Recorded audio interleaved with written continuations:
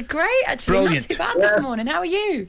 I'm very good, thank you. Weather's picking up, so Ah. a lot better when the sun comes out. Just said that, Sam. Just said that this morning, first thing, and it's a lot easier to get up the back of 5. I can tell you that, mate. Fair enough. So listen, Sam, we're looking at this relegation battle. It looks, I'm guessing we've got it down to 3 teams. I mean, you asked me to start the season with Everton being there. You know, I'd have said you were crazy, but last couple of results have given them a real fighting chance, mate. Oh, absolutely fantastic, the last couple of results under enormous pressure, Ali. I mean, the pressure for relegation is absolutely massive, I'll tell you. When it comes to the last few games and you've got a chance of getting relegated, but you know that if you win, you have to then rush and see what the other clubs have done in terms of results to see whether you've got any breathing space or not. But Everton in particular, these 2 difficult games that they had, Chelsea and Leicester particularly, everybody thought that it might be doom and gloom, and particularly with Everton's away record, I didn't realise it was that bad. But this time round, Frank's pulled it off, 2 fantastic wins. And I have to give a big thanks to Jordan Pickford, who I know extremely well. Yeah. Gave me his debut at Sunderland when I was there, worked with him at Everton.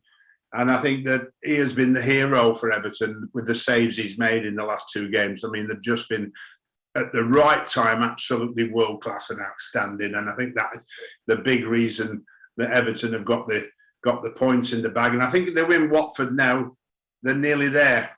And everybody will expect them to beat Watford now, but it won't be that easy. But you've got to fancy that it will. So I'm looking at it. Another surprise package, if you like. Leeds United, and they've clearly got by far and away the worst goal difference, so that could probably count a point against them. Chelsea, Brighton and Brentford, what are you thinking?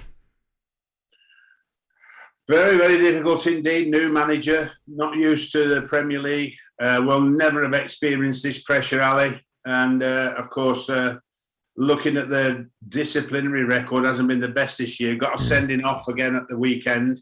And it shows how desperate they've become again. What looked like they were working their way out of the problem has drawn them right back in it again. And a real tough task with the games that they've got. So this Sunday is going to be a big Sunday for them. Them 3, Burnley as well. And I think that the remarkable thing about Burnley is picking up the results that they have and keeping themselves in the picture. And as it stands at the moment, you've just got to try and pick up the points you can. The most important thing now is not to lose. Try and win at all costs. Don't lose what can be very valuable, and that is a point. So I get the win. I was going to ask you, mate, I know they had a sore one at the weekend, Burnley, but I mean, it's a remarkable turnaround. Can you put it down to anything in particular? I think a change of face, a change of voice. You know, I mean, Sean Dyche is a remarkable manager, and what he's done for Burnley over the 10 years. But it's 10 years, Ali, and the players have not been changed that much, so it becomes perhaps a little bit repetitive. I think when you look at the world of football and you look around the world of football, then when you're talking as managers, if you're staying at a club that long, it's changing your squad every 4 years. Mm-hmm. And I don't think Burnley have been able to do that. And they come a little too familiar with your or the way that you work, perhaps. And that new fresh face has brought a little lift and brought some very good results, of course. And I think if you had to miss the penalty at West Ham when they were 1-0 up to go 2-0 up, they'd have had 2 more points than they've already got now. Yeah. Just bringing you back to Everton, I just wanted to ask, and I'm so glad that you highlighted Jordan Pickford because he's just been incredible, hasn't he? But what do you think has changed to get those results? Like you say, they couldn't buy a win on the road, could they? They hadn't got a win since the beginning of the season or something like that on the road. And then all of a sudden they're picking up, 4 points against Leicester in those 2 games, the win against Manchester United as well. What do you think has changed? Is it something that Frank is managing to do? Managing it very well, the pressure. You can see that pressure when he's on the touchline. And I think we all live under that pressure when you're at the bottom of the league. And I think he's handled it particularly well. On what he's been saying to the players and how he's been dealing with it. And of course, the players taking responsibility by looking at the situation and saying, we may get relegated. And I think that fear can create a better reaction. You know, it's that old fight or fly. And I think Everton have got the fight in them. They're not running away from this difficult task. They're not running away from the criticism that they're getting, and they're standing up to be counted at the moment. And that's Frank and his backroom staff, and of course the players themselves taking responsibility on board to go out and fight and show a lot more desire than they've been recently, and getting the results that they've got. Sam, if they do manage to stay up, what needs to change next season?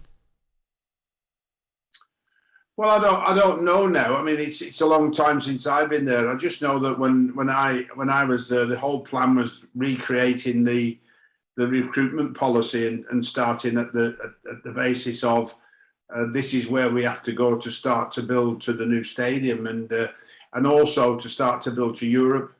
And of course, having done that in the past at Bolton Wanderers, setting out those plans, it was based around the staff that I had there, building that platform on not just about what's happening next season, but about what was going to happen in the next 3 seasons.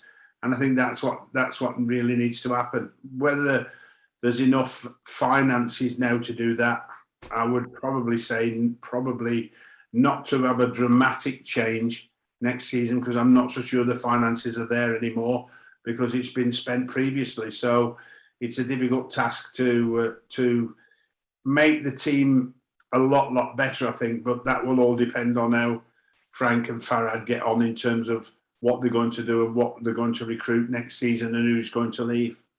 Sam, just a quick one, mate. At the top of the table, obviously Liverpool dropping points at the weekend. Can you see, is there any hope for them? Can you see City dropping points anywhere? Whoa. I can't, but you never know, Ali. You know, I can't see that. I think that Liverpool's task, because they've got so many games, and I think the telling factor of the pressure off Man City now they're not in the Champions League, which is a great disappointment. I think it's a great disappointment we're not seeing Manchester City and Liverpool in the Champions League final this year, and I think that not having that final now gives Manchester City players more determination to go and win the league, and I think that they will just take it from Liverpool. talkSPORT Breakfast with Laura Woods, Monday to Wednesday mornings 6 till 10 on AM, on DAB, via the talkSPORT app and on your smart speaker. talkSPORT.